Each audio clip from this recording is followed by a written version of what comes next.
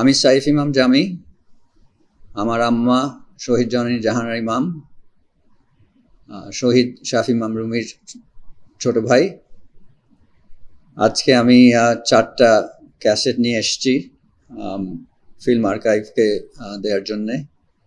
এখানে বেশ historical footage. আমার আম্মাকে যখন আমি নিয়ে আসি উনি মারা যাওয়ার পরে,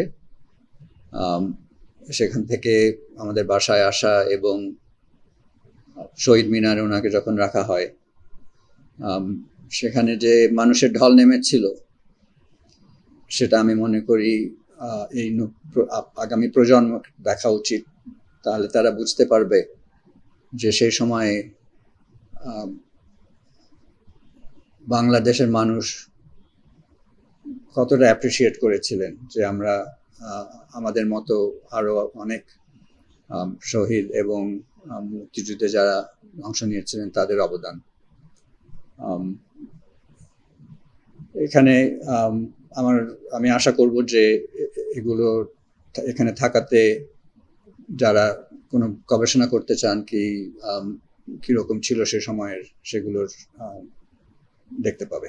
এগুলো আমার কাছে ছিল। আমি যখন 94-এ ফিরে যাই তখন সাংবাদিকরা আমাকে এগুলো দিয়ে দিয়েছিলেন, জাস্ট আমি যেন এগুলো মনে রাখার জন্য আর কি, আমার স্মৃতি। পরে আমি মনে করেছি যে এটাকে ডিজিটাইজ করা দরকার, কারণ এসব ভিসিআরটা তো এখন তো কোনো রকমভাবেই চালানো যায় না। এবং সেই সূত্রেই আর কি আমি এখানে এসেছিলাম এই বছর এগুলো সব নিয়ে, যে আশা করছিলাম যে এগুলোকে ডিজিটাইজ করে।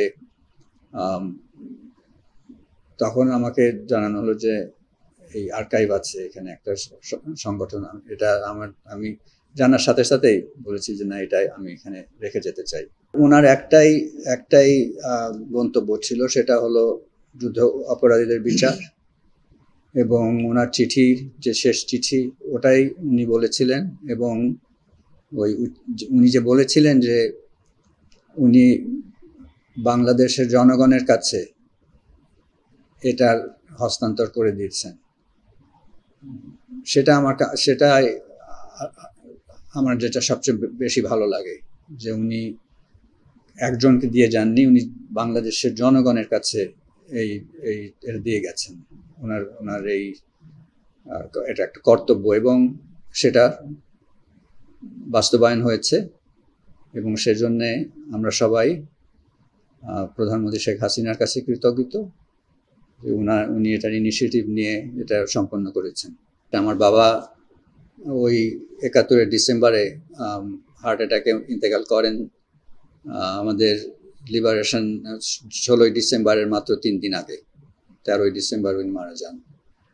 সুতরাং আমি যখন ভাবি এসব নিয়ে, আমি একজন ভাই কি মা কি বাবা নয়, এটা আমার পুরো পরিবারের, মানে ওরা সব সময় আমার সাথে আছে আর কি। কোনো একটা কিছু স্পেশাল কিছু নয়, ওদেরকে আমি মিস করি এবং ওদের কাছ থেকেও আমি শক্তি পাই। আমি যা মানে লক্ষ্য করেছি, এখানের নতুন প্রজন্মের ওরা ভীষণ কৌতূহলী কিরকম ছিল।